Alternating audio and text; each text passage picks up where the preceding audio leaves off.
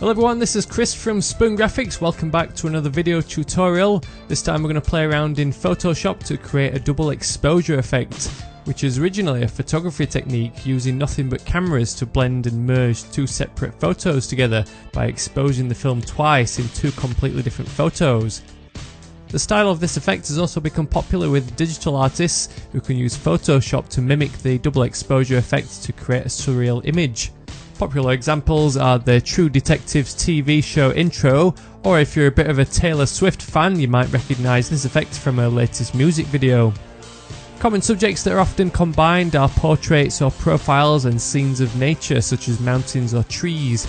The example we'll be creating in this tutorial uses a side profile of a female and a snowy mountain scene which are blended together so the landscape fills the silhouette of the portrait.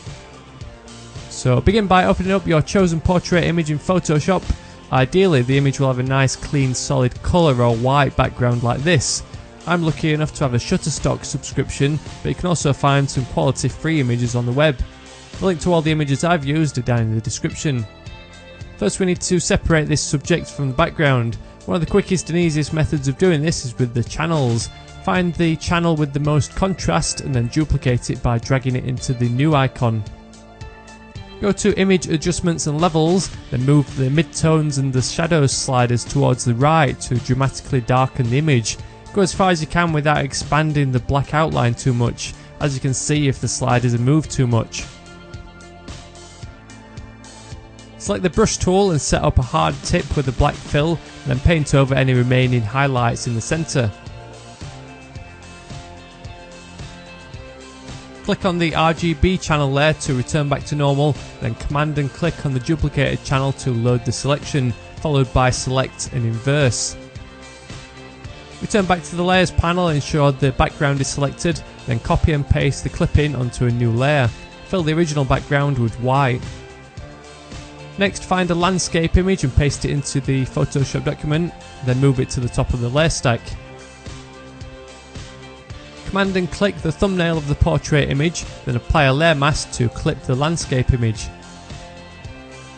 Unlink the mask with the layer by clicking the chain icon, then select the landscape layer thumbnail and go to Edit Transform to scale and position the image independently to find the best composition. Select the original portrait layer and press Command and J to duplicate it. Move it to the top of the layer stack, then go to Image Adjustments and Desaturate to transform it to black and white, then change the blending mode to multiply. Apply a layer mask to this layer, then set up a large soft brush with a black fill.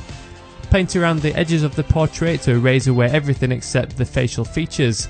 Press X to switch the colours between black and white to toggle between erasing and restoring the image to find the perfect result.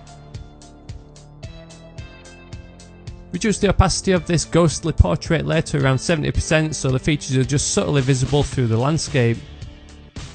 Deselect the mask, then use the eyedropper to choose a colour from the image, then brighten it up by adjusting the colour picker. Fill the background layer with this colour.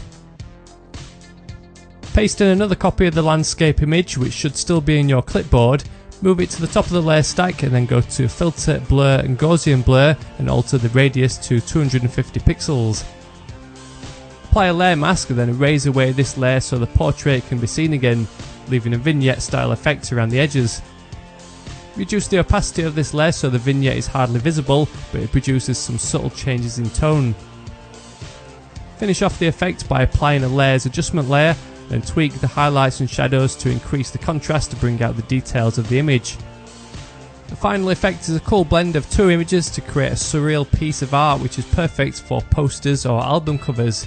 The big advantage of doing this in Photoshop as opposed to the traditional photography technique is you can experiment with different images to find the best mix.